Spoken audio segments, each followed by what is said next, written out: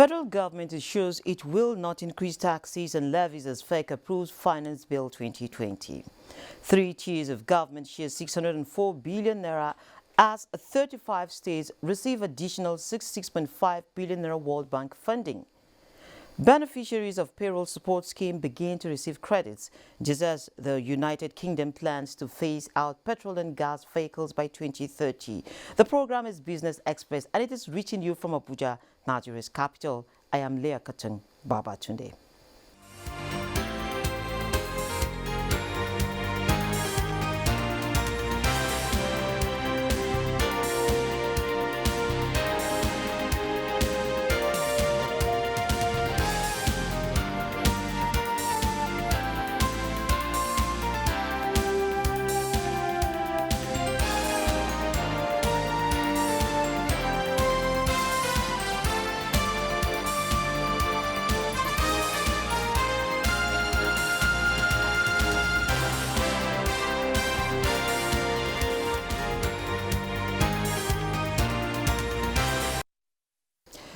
The 2020 Finance Bill, critical to the implementation of the 2021 budget, has been approved by the Federal Executive Council. Minister of Finance, Budget and National Planning, Zainab Ahmed, told State House correspondents that contrary to insinuations that in some quarters, neither taxes nor levies will be increased. The broad principle is to consider how we will have adequate macroeconomic strategies to attract investment, to be able to grow the economy on a sustainable basis, but also to create jobs as the immediate fiscal strategies that we need to put in place to accelerate domestic revenue mobilization in response to the COVID-19 pandemic and the recent decline in the economy.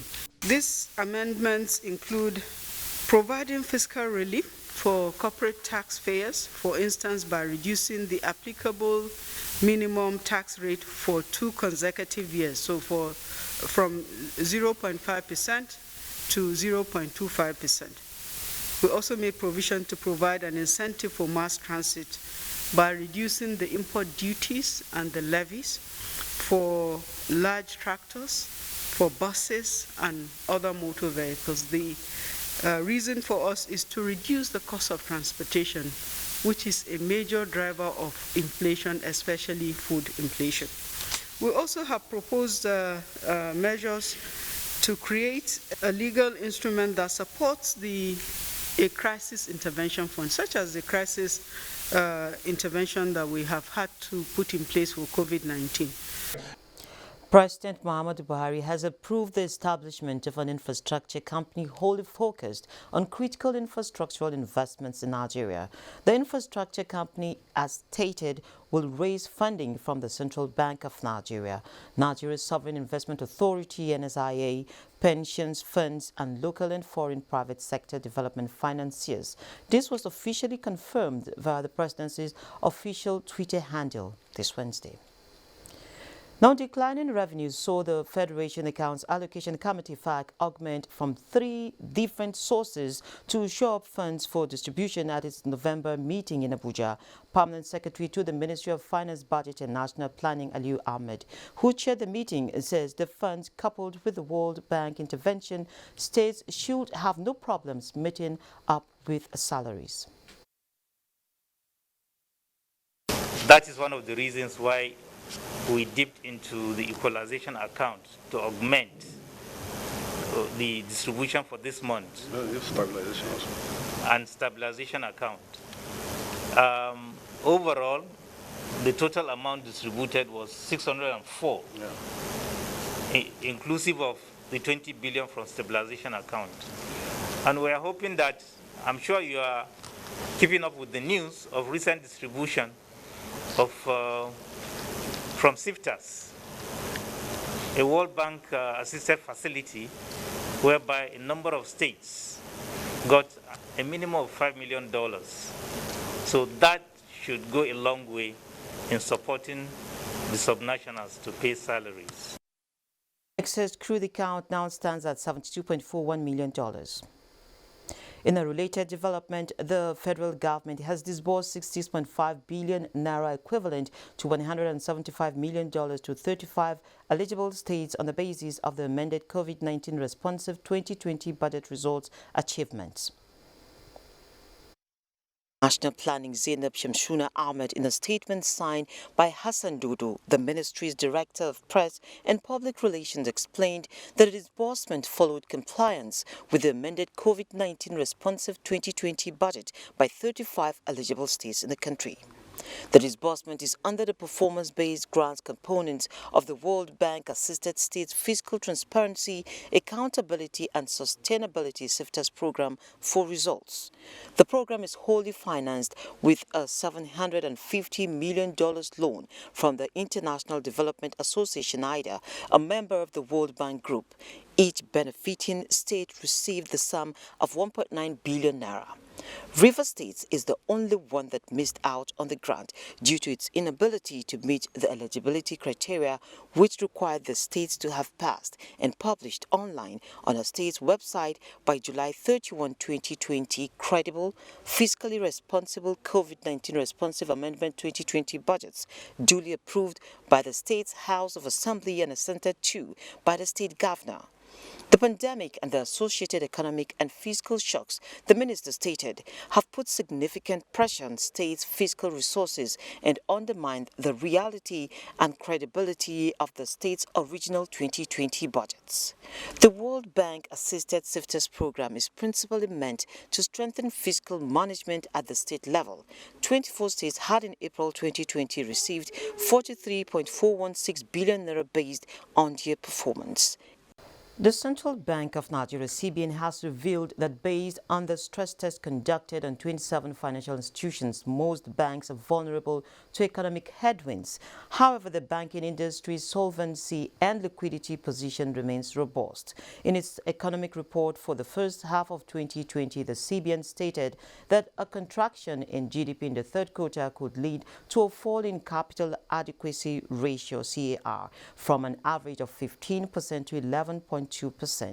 In a worst-case scenario of a further contraction in GDP in Q4 2020 and Q1 2021, banks' CAR could fall as low as 8.3%. The report points that the stress test was conducted following a sharp drop in oil prices, reduced global demand for Nigeria's oil products, a decline in government revenue, an unfavorable current account position, and a fall in real GDP. However, the central bank noted that the sternness of the simulated contraction could be contained by a combination of fiscal and monetary interventions. Now, this is our focus this morning, and I have with me the Chief Executive Officer, Asha Investment Limited, Mukhtar Mohammed. He's an international finance and economic analyst and a stockbroker. You're welcome on board. Thank you. Good morning. Yeah, good morning. Yeah. So I think let's just start this way. What is your take on this half-year report by the central bank? Well, not surprising. Every banks all over the world gone through those stress tests, and even it looks like Nigeria own was even a little bit better compared with the kind of scenario we have, the way the pandemic came. We're not prepared for it. Even when it was going, we didn't think it was the basic thing that the CBN have said that I think every bank, every economy is variable because of this pandemic. Now, he looked at the liquidity ratios of the bank, and he said the liquidity ratios are robust and normal. So that for me gives a headway that, okay, fine, we may have vulnerability in case of indices that will come up through their year-end result, their third quarter result, which we have seen in banks like Fidelity Bank came out with their report yesterday. We saw that numbers playing out. But going forward, in terms of capital adequacy ratio that could lead to the collapse of a bank, that could lead to not meeting customer demands, they are still robust. Even when they say at fourth quarter we get to 8.3, the minimum, I think the minimum level they should get to where the CBN begin to panic is when you get to like 15 point something. So they are still at a good stage for now. that's a very good stage. Okay, so how important are these sort of tests for consumer confidence? Confidence, that's the word. It gives you more confidence to put your money in the bank. It gives you more confidence to know that your bank will not go under. It gives you more confidence also to know that you can still do businesses with the banks. And that's, for me, those are the three basic things that will happen. Then we mustn't forget about the financial bill that was just passed into law and now begin to create what we call like a breach bank, whereby every month CBN is going to set aside a particular amount in case there's any challenges with any bank. So that alone has taken care of consumer protection or consumer fear. So for me, I think as a consumer, there's nothing to be fear. So I was going to ask you, don't you think the banks are taking just too much weight with all the scenarios before us? No. The bank has to do business. The bank are in to do business. The bank will strive under crisis. If the bank goes under, then businesses are going under. So for now, we need the bank. The bank needs us. And most businesses are coming out from COVID-19 pandemic. Also, the NSAT protests that affected businesses, especially in Lagos. So they need the bank. And the bank are beginning to come up with funding for those businesses that were affected. So for me, the banks, we still need the bank, so I don't think they are changed too much. And we need to drive a point here.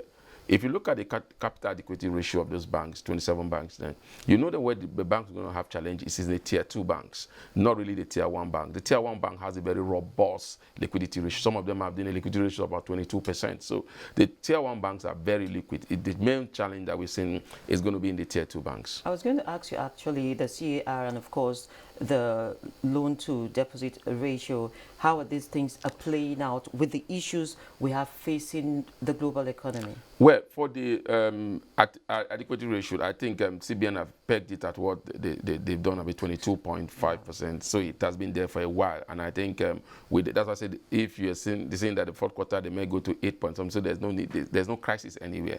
So we still have that. Most banks are already meeting up to that. Like I said, the lowest was 15.5%.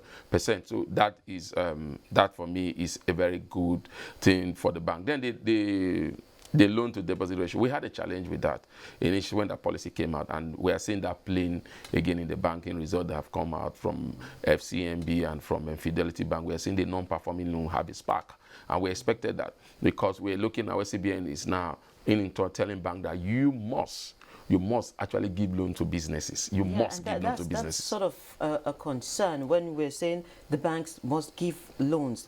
Now, what are we also considering the capacity of these borrowers to pay back those loans at the appropriate time, considering that, of course, moratoriums have had to come in? That is why we're seeing the spark in the non-performing loans of these banks, and we had a cry. Look, what we should have done was what they are doing in the financial bill now, whereby they have put like a credit rating, they put a lot of policy in place, they even put in a credit tribunal, whereby some people that would blackmail, they will not be allowed to, they will not be giving loan any longer. But remember again, the CBN also has created a type of credit rating, whereby they made it mandatory that if you borrow from Bank A and you have money in Bank B, they can also actually take that money from Bank B to Bank A that you are owing. So they try to create the buffer. But like you said, SMEs are the major ones that are causing this spark. And most of these loans were not they were given before the pandemic. So the pandemic came and it changed the whole scenario. So what we're seeing now is not abnormal. But like I said, the good news is that the bank will be able to absorb it. And the CBN, who happen to be the apex bank, the regulators, will come in there now. Now, look at it this way. Just some few days ago, the CBN was even saying that in the report that came out, they say bank intervention in terms of bank rushing to CBN to get funding has reduced by almost 93%. So most banks are not even going back to CBN to help them in terms of funding. So I think we are fine. Okay, so we've also seen that these banks have also been posting daily rises in the capital market as well. Is this sort of a good news for those who are investing in banking stocks? It could be a good news. It could be the way you look at it. What is actually happening in the capital market? Base. One, has nothing yet to do with the fundamentals. Great. The fundamentals of the capital market has been good up to this moment.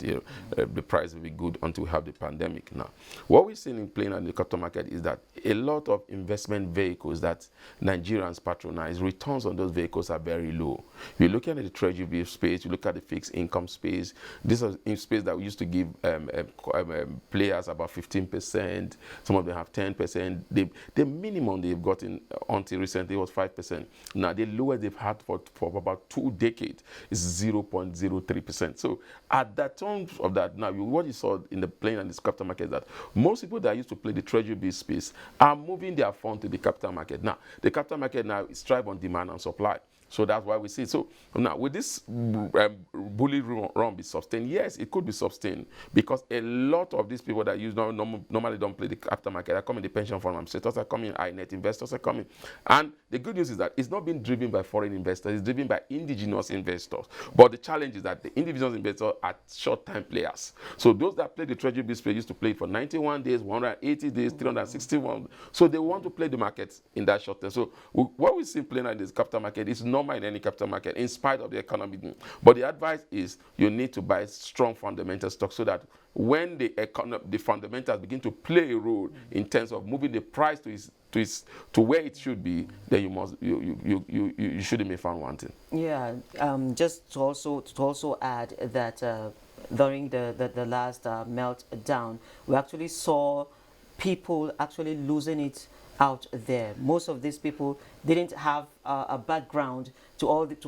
No, we mustn't compare 2008 to now. Yeah. 2008, we had a global economic crisis. What will happening now? We have a global pandemic crisis. Yeah. Now, the difference between the pandemic crisis is that it affected every part of the world, and everybody is coming together to find a solution to it. And the vaccines are coming. So we may see, and governments are being responsive, especially to their citizens. You were talking about the CBN, also all of them trying to put up palliative measures in place to attack some of these issues that have to do with business.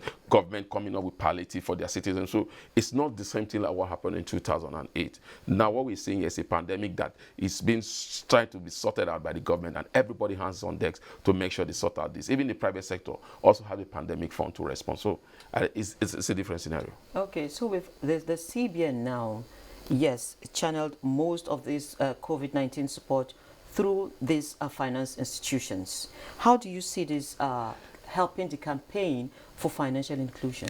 Well, for campaign for financial inclusion, I think it's one thing that this current CBN have done very well. They tried to come out with a lot of policies. They came out with, you can open your bank account by just using your phone. You can go into any bank with zero interest, zero account opening balance. So all this and that. This pandemic also made a lot of people that if you want to get access to some of this funds, you have to open an account with the bank. They have to push it through a system. And also, again, we must commend them for doing that. And also, the CBN also is partnered with the Federal Inland Revenue also to make sure that once they look at your account and know whether you are paying tax via what comes into your account. So all these are ways of bringing financial inclusion. And they have tried to have money agents even in the rural areas also, that even in the village people have money agents, even in Lagos, even in Abuja. So people don't have to prompt the ATM, they just go to the money agent. So those are part of means of make sure that we have a financial inclusion. Because the basic reason of having financial inclusion is for you to know the amount of money in circulation so that we'll be able to tame inflations. So we'll be able to know where the challenges are coming from. So I think for that they've done well even before the pandemic, and I think they can do better. And a lot of innovations are coming up. People no more do transactions in the banks again. People are coming up with more ideas of how to do transactions. So I think financial inclusion has been very good at this time around. Okay, I must thank you sincerely for coming on the program, Dr. Mohammed. Always a pleasure. Thank you. Thank you. And so, on surviving COVID-19 this morning, Zachary Salisu tells us how the support he got from the CBN enabled him become an employer of labor in the build industry through his block manufacturing site.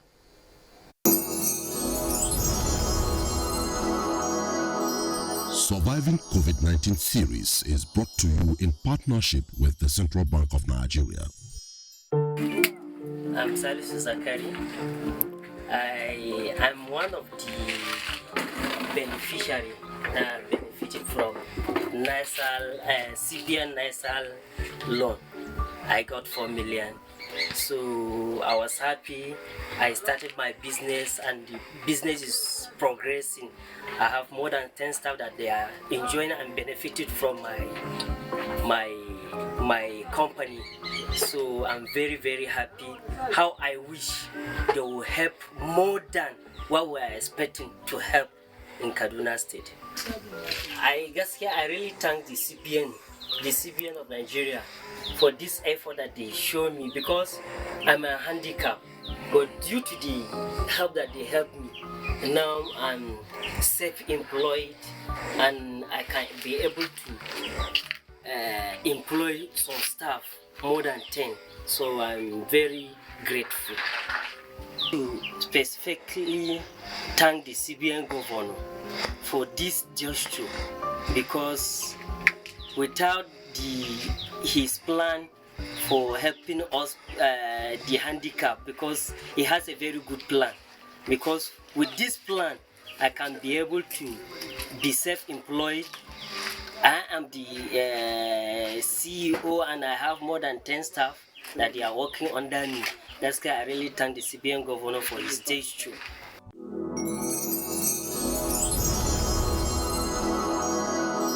Surviving COVID-19 series is brought to you in partnership with the Central Bank of Nigeria. And a quick update on how Nigerian stocks ended Wednesday's trading session. Indeed, it was a bullish run, with investors gaining more than 300 billion naira. The all-share index gained 1.68% to close at 34,818.01 index points. Market capitalization rose to 18.19 trillion naira from 17.89 trillion naira as investor confidence continued to soar.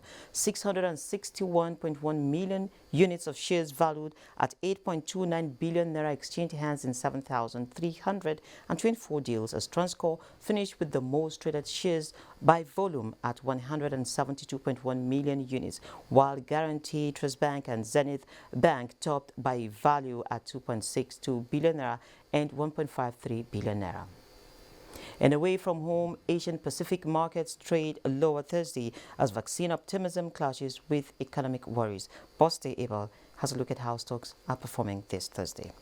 On the global scene, European stocks had closed higher on Wednesday as investors weighed up positive coronavirus vaccine announcements and the ongoing spread of the virus. However, there is a twist in early trading of Thursday as stocks are expected to open lower as a rally prompted by positive vaccine news amid renewed fears of shutdowns due to rising coronavirus cases. London's FTSE is seen 65 points higher at 6,385.